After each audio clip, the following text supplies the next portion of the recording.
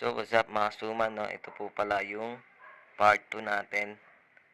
So, yung mga suman, nakita nyo, sobrang dami niyan mga suman. Pero, marami pa tayong gagawin.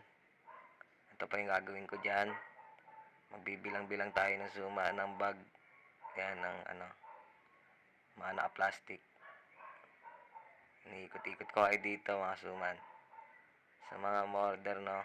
Solid talaga kayo. Solid mga suman. So, yun. Ito na, sisimulan na natin dyan. Meron pa tayong nasa tray. Pogi ko, syempre, di mawala. Bakalari yan. So, yun mga suman, nagtatali na ako dito. Yan. Ganyan pala magtali mga suman, no?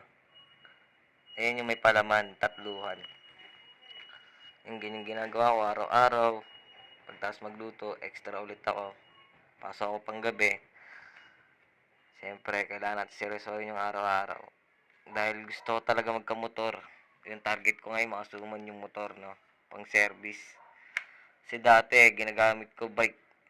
Dito sa relocation, puro ahon. Kaya, sabi ko magpapalit ako. Gusto ko motor na lang. Kahit mga second hand lang na motor. Goods na sa akin yun. Para service ko pang samba. Kasi pag sumasamba ako, tricycle na lang ako eh. So sabi ko, ipon na ako pang bili ng motor para makatipid.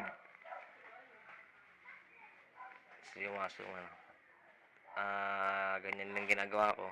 Sana ngayon darating na December, yan makaibili na ako ng motor. Para pang service talaga. Ayan, nagtatali na ako.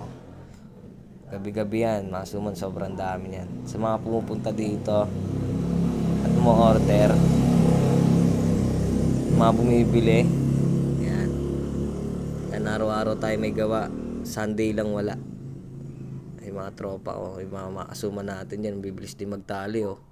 Akala mo talaga pakyawan eh oh. Binibilis ako yung pagtali dyan syempre para para makarami. So mapapakita ko na sa inyo ulit. Bang! Ang dami mga suman no. Meron tayong malagkit na sa tray. Yan. Dami kasing niyan eh.